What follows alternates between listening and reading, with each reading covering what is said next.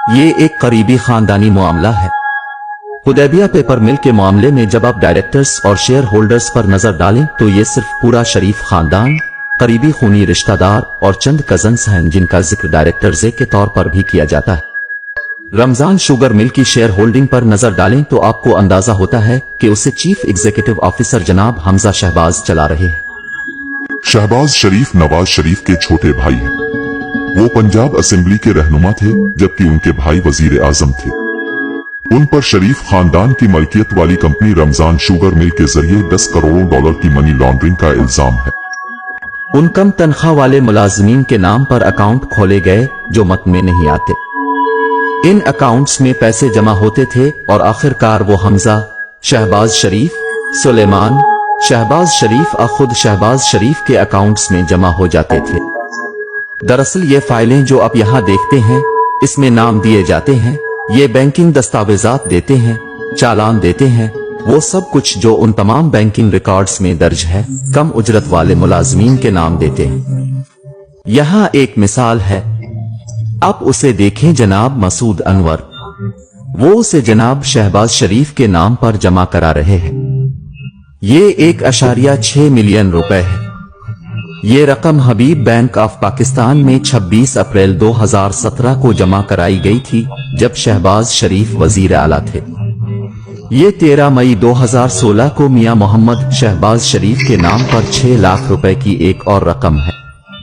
जनाब मसूद अनवर के अकाउंट में 52,451 रुपए जमा कराए गए। 1 करोड़ रुपए और 90 लाख रुपए मसूद अनवर ने मिस्टर शहबाज शरीफ के अकाउंट में जमा करवाए।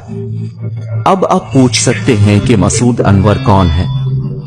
वफाकी तहकीकाती इदारे FIA की जानिब से की जाने वाली इस तहकीकात के मुताबिक मसूद अनवर थे शरीफ खानदान का निचले दर्जे का मुलाजिम।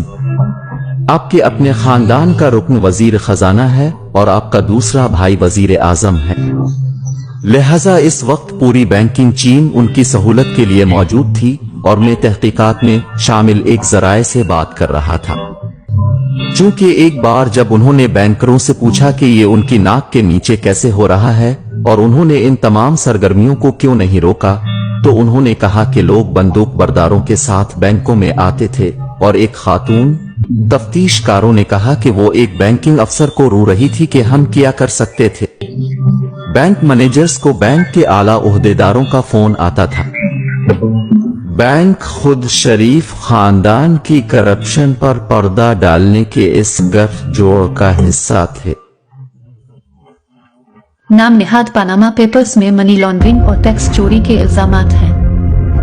इसमें आलमी रहनुमा शामिल हैं और जहां उनमें से कुछ पर टैक्स से बचने की कोशिश में अपना पैसा छुपाने का इल्जाम है। ये पाकिस्तान के लोगों के लिए हैरत की बात थी क्योंकि ये बैन अलअक़वामी सतह पर सामने आया था। इसकी साख बहुत ज्यादा थी क्योंकि इससे पहले कई सालों से शरीफ खानदान इस खबर को इस्तेमाल करता रहा है कि उनके खिलाफ ये तमाम इल्जामात सियासी मुहर्रिकात पर मबनी है। पनामा पेपर्स में नवाज शरीफ के 3 बच्चों के नाम हैं। उनका खानदान ऑफशोर अकाउंट्स के जरिए लंदन में जायदादों का मालिक है। नवाज शरीफ की बेटी ने लंदन में जायदाद रखने से इनकार किया है। इसके दस्तावेजात मुबैना तौर पर के हैं और जाहिर करें कि वो जायदादों की ट्रस्टी है, मालिक नहीं। लेकिन वो दस्तावेजात की लिबुरी नामी फॉन्ट में लिखी गई है जो 2007 तक दस्तयाब नहीं थी। अगर आप 1992 और 93 को देखें तो ये बहुत अहम वक्त है। मरियम के असासों में 21 गना इजाफा हुआ है और 1 साल में इसका कोई जवाज नहीं है। आप एक कारोबार के मालिक नहीं हैं। आपके नाम से कोई कारोबार नहीं है, लेकिन आपके असासे 21 गना बढ़ रहे हैं। 1992 में मरियम नवाज 19 साल की हो गईं। पनामा पेपर्स के इंकशाफात के बाद पाकिस्तान की तहकीकाती एजेंसी ने शरीफ खानदान के माली मामलात को निकाला।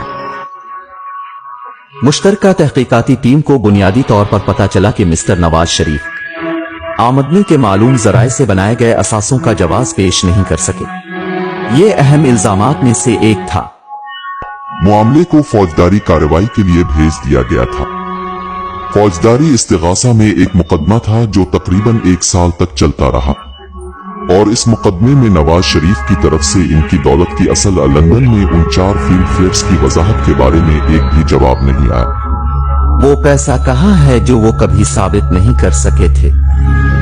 शरीफ खानदान का शुमार पाकिस्तान के अमीर तरीन अफराद में होता है, लेकिन उनकी दौलत की असलियत अभी तक एक मुअम्मा बनी हुई है। इस वक्त अपनी फेयर में जिस फ्लैट में रह रहे हैं, इसका नाम दरअसल गुज़िश्ता साल पाकिस्तानी अखबार दी न्यूज में उन 4 फ्लैटों में से एक के तौर पर लिया गया था जो आपके वालिद ने मुख्तलिफ सोर्स और ऑफशोर कंपनियों के जरिए गैर कानूनी तौर पर खरीदा था। तो नहीं, जो लोग असल में इसके लिए हमें मोरिद इल्जाम ठहरा रहे हैं वो अदालत में जाते हैं और इसे साबित करते हैं। लेकिन क्या आप जानते हैं कि आप जिस फ्लैट में रह रहे हैं इसका मालिक कौन है? ठीक है, अभी ये सवाल नहीं है। तो नहीं, लेकिन ये वो सवाल है जो मैं आपसे पूछ रहा हूँ। क्या आप जानते हैं कि फ्लैट का मालिक कौन है? ठीक है, ये किराया पर है, ये मैं हूँ। मैं किराया की बुनियाद पर फोन कर रहा हूँ जो हर चौथाई पाकिस्तान से आता है। आप उसे जाती तौर पर किराया पर दे रहे हैं या पैसा पाकिस्तान से आता है? पैसा पाकिस्तान से आता है। मैं अपने वालिदैन के साथ रहने वाले किसी भी दूसरे तालिब इल्म की तरह हूँ। मुझे हकीकत में ये जानने की जरूरत नहीं है कि हकायक क्या हैं और फ्लैट्स का मालिक कौन है और कौन किराया अदा करता है और कौन मेरे गुजर बसर के लिए अदायगी करता है। लिहाजा खानदान इसका मुस्तहक है। अगरचे ये मेरी गलती नहीं थी कि मैं एक अमीर और अमीर घराने में पैदा हुआ था। मेरे दादा ने ये सब कुछ सख्त मेहनत से हासिल किया। जब आप उनसे पूछेंगे कि आपको ये पैसा कहाँ से मिला, तो वो आपको आजादी के वक्त अपने मरहूम दादा की कहानी सुनाना शुरू कर देंगे। हम हिंदुस्तान से आए थे, हमारे पास कारोबार है। सच छोटी बात यह है कि दुनिया में ऐसा कोई कारोबार नहीं है जिसके पास मनी ट्रेल ना हो। अगर आप उनकी टैक्स फाइलिंग को देखें तो ये एक बड़े सनती खानदान के तौर पर सामने नहीं आता है। शरीफ खानदान पाकिस्तान के इस अमीर घराने में कभी शामिल नहीं हुआ, लेकिन अब अगर आप पाकिस्तान के अमीर तरीन खानदानों की फहरिस्त बनाएं तो यकीनी तौर पर शरीफ खानदान टॉप 3 में शामिल होगा।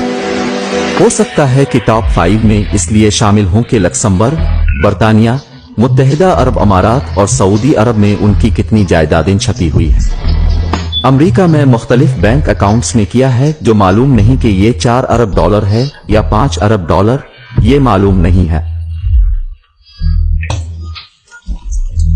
दिसंबर 2018 में पनामा पेपर्स के इंकशाफात के नतीजे में नवाज शरीफ और उनकी बेटी को करप्शन के इल्जामात में 7 साल कैद की सजा सुनाई गई। नवाज शरीफ लंदन में इलाज के लिए जमानत पर हैं और लंदन से पाकिस्तान वापस आने से इनकार कर रहे हैं। नवाज शरीफ का दावा है कि उनका जवाल पाकिस्तानी फौज की साजिश है।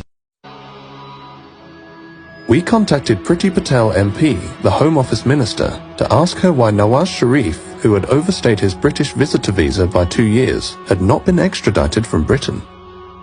Priti Patel had been eager to deport asylum seekers during her time at the Home Office, yet she took no action against Nawaz Sharif. Priti Patel MP in the Home Office did not agree to an interview.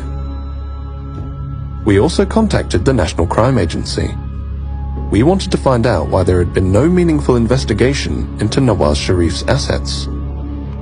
The NCA did not agree to speak to us.